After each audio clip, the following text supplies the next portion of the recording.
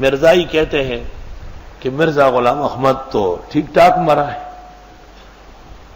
ठीक ठाक ऐसा मरा है कि 1 घंटे में मिर्जा साहब को 800 के करीब दस्त आए 1 घंटे में, और फिर पेशाब और पाखाने के पूरे भरे हुए कीचड़ में गिरकर मरा है और 8-10 घंटे के बाद मर चुका है। ये बात मिर्जाइयों ने छुपाई थी, लेकिन मिर्जे ने अपने ससुर जो कादियान के अंदर, लाहौर के अंदर हेडमास्टर था स्कूल का, उसको कहा कि मीर साहब मुझको वबाई हैजा हो गया है, मीर साहब मुझको वबाई हैजा हो गया है। तो वबाई हैजा लकताना मिनहुल वतीन है ना, शारक कट गई।